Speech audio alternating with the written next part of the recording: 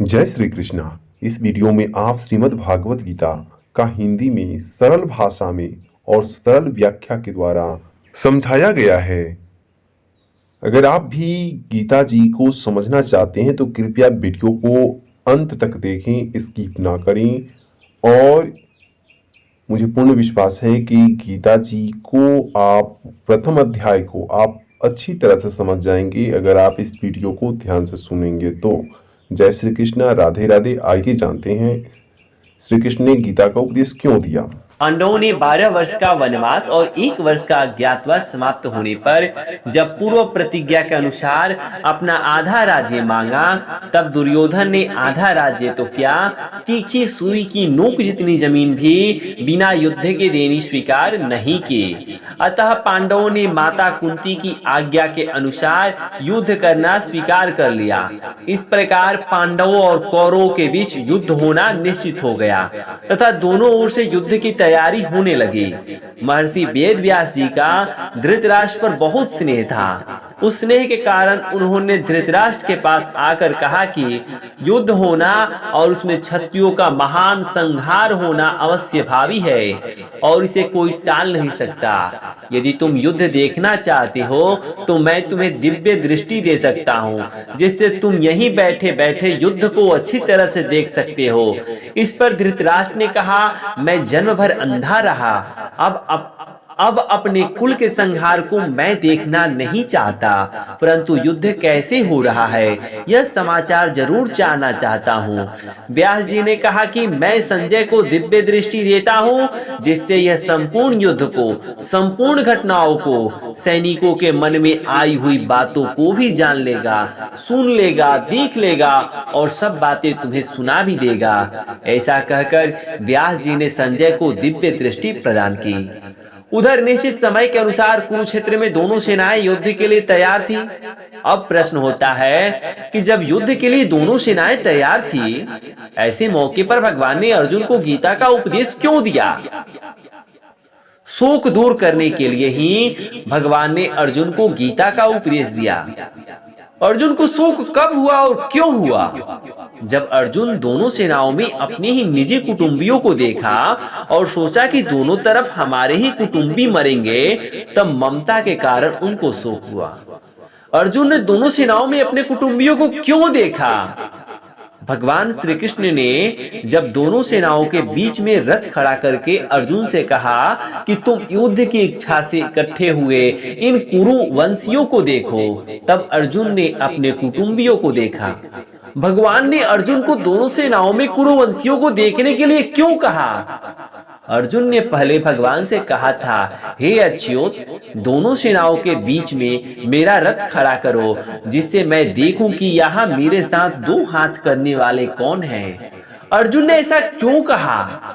जब युद्ध की तैयारी के बाजे बजे, तब उत्साह में भरकर अर्जुन ने दोनों सेनाओं के बीच में रथ खड़ा करने के लिए भगवान से कहा।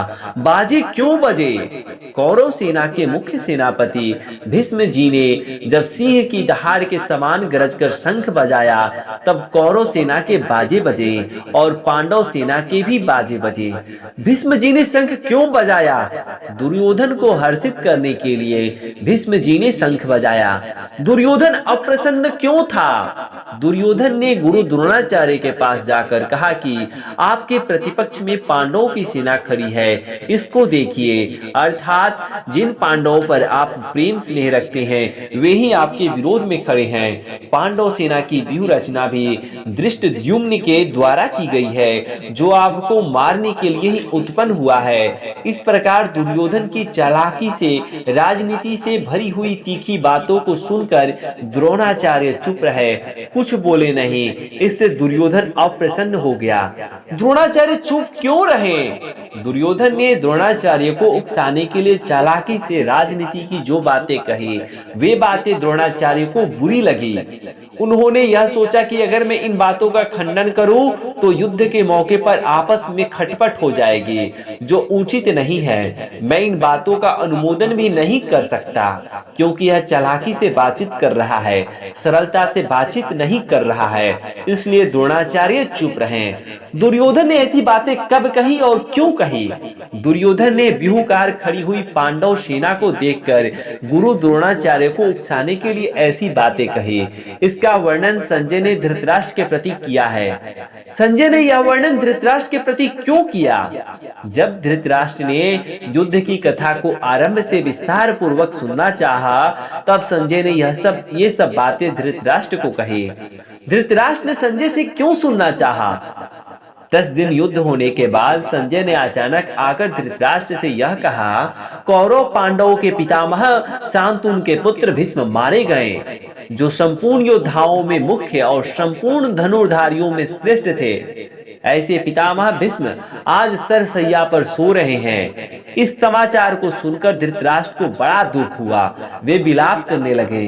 फिर उन्होंने संजय से युद्ध का सारा वृतांत सुनाने के लिए कहा और पूछा, हे संजय, धर्मभूमि कुरुक्षेत्र में युद्ध की इच्छा से इकट्ठे हुए मेरे और पांडु के पुत्रों ने क्या किया? संजय बोले, उस समय व्यूह रचना से खड़ी हुई पांडवों की सेना को देखकर राजा दुर्योधन द्रोणाचार्य के पास गया और उनसे कहा कि हे आचार्य, आप अपने बुद्धिमान शिष्य द्रुपद पुत्र धृष्टद्युम्न के द्वारा व्यूह रचना से खड़ी की हुई पांडवों की इस बड़ी भारी सेना को देखिए। पांडवों की सेना में मैं किन किन को देखूं संजय? पांडवों की इस सेना में बड़े बड़े सूरवीर हैं, जिनके बहुत बड़े बड़े धनुष हैं तथा जो बल में भीम के समान हैं और युद्ध कला में अर्जुन के समान हैं। इनमें युधान, राजा विराट और महारथी द्रुपद भी है। धृष्टकेतु, चेकितान और पराक्रमी काशीराज भी है। पुरुजित और कुंती भूज ये दोनों भाई तथा मनुष्यों में श्रेष्ठ सैव्य भी है। पराक्रमी योद्धा मनु और बलवान उत्मौजा भी है। सुभद्रा पुत्र अभिमन्यु और द्रौपदी के 5 पुत्र भी है। ये सब के सब महारथी हैं। पांडव सेना के शूरवीरों के नाम तो तुमने बता दिए, पर अपनी सेना के शूरवीर कौन कौन हैं?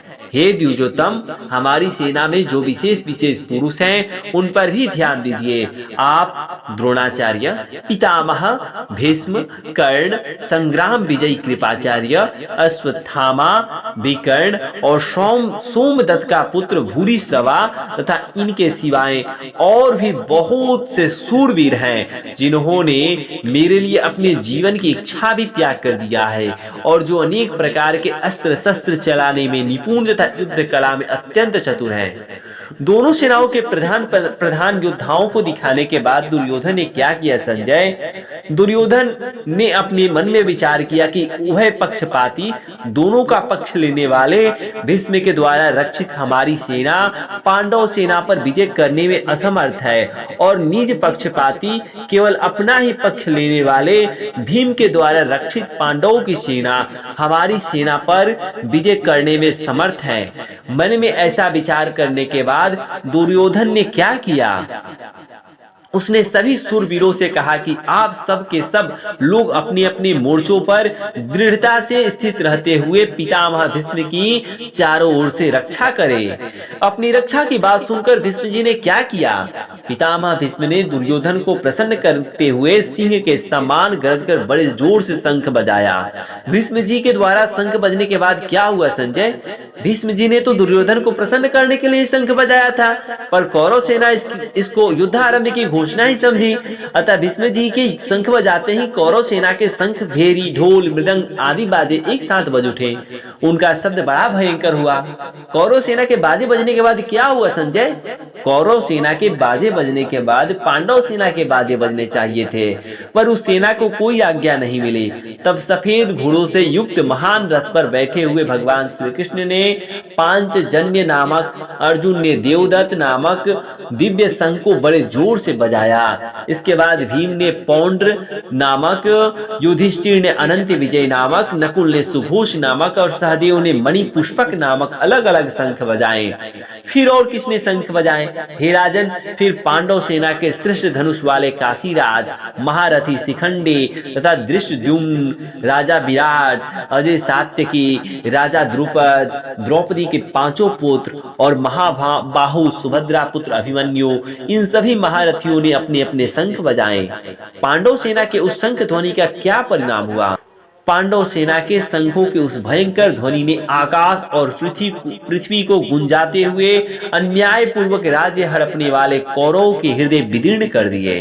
शंख बजाने के बाद पांडवों ने क्या किया संजय? हे महीपते, शंखों के बजने के बाद युद्ध आरंभ होने के समय आपके संबंधियों को देखकर कपिध्वज अंतर्यामी भगवान श्री कृष्ण से बोले कि हे अच्युत, आप मेरे रथ को दोनों सेनाओं के बीच में खड़ा कर दीजिए। रथ को बीच में क्यों खड़ा करूं अर्जुन? मैं इस रणभूमि में खड़े हुए युद्ध की इच्छा वाले शूरवीरों को देख लूं कि मुझे किन किन के साथ युद्ध करना है। यह युद्ध में जो ये राजा लोग दुर्योधन का प्रिय करने की इच्छा से इकट्ठे हुए हैं, उनको भी मैं देख लूं। अर्जुन का ऐसा कहने पर भगवान ने क्या किया संजय? हे संजय बोले, हे राजन, निंद्रा विजयी अर्जुन के ऐसा कहने पर अंतर्यामी भगवान श्री कृष्ण ने दोनों सेनाओं के मध्य भाग में पितामह भीष्म और आचार्य द्रोण के सामने तथा संपूर्ण राजा के सामने रथ को खड़ा करके कहा कि हे पार्थ, इन इकट्ठे हुए कुरुवंशियों को देख। भगवान के ऐसा कहने पर क्या हुआ?